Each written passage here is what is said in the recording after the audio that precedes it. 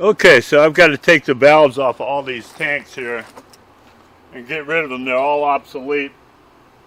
So I've got a process that I came up with after watching all the YouTube videos that didn't work. And so I'm going to show you the tool that I made and the clamping process that I devised to take these valves off. So let's get at it.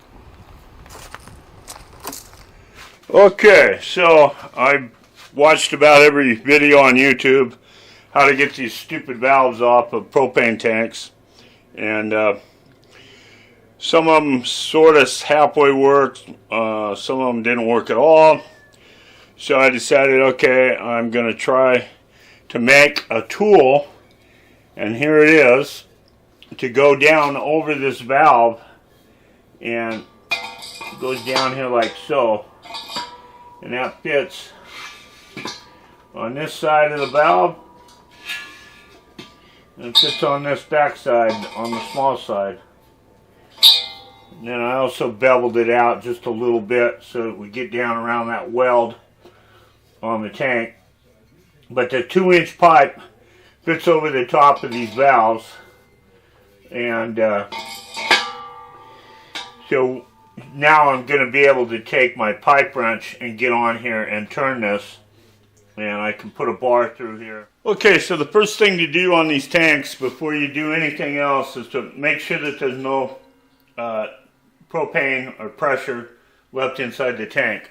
In order to do that, to release all the pressure and the gas, do this outside, by the way.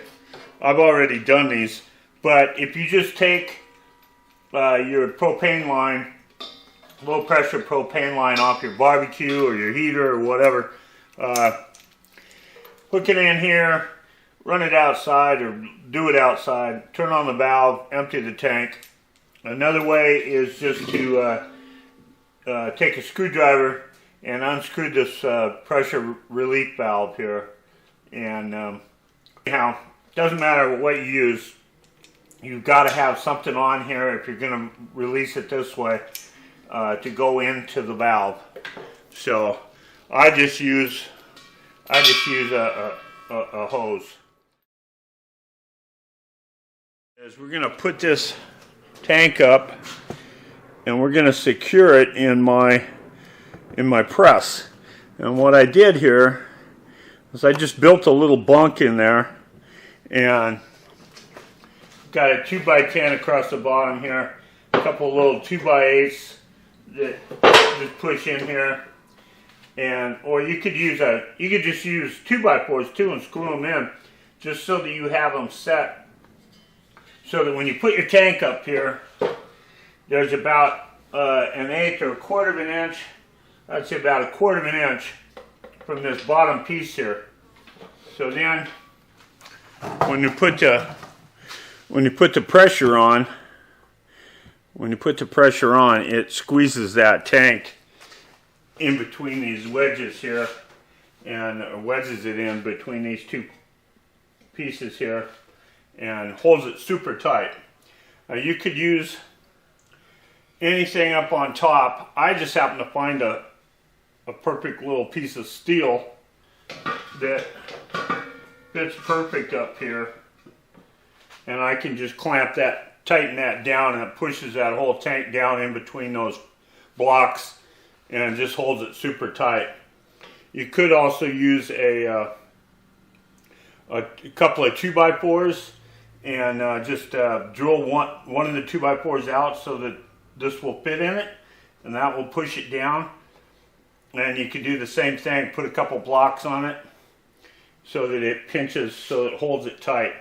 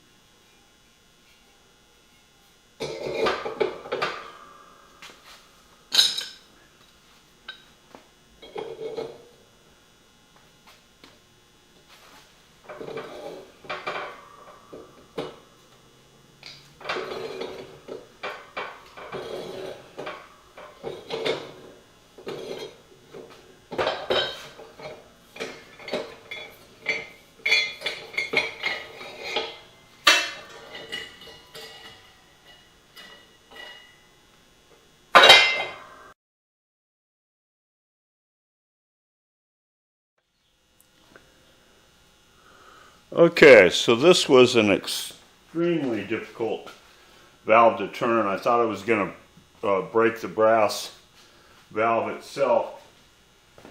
But here's the way that I'm doing it.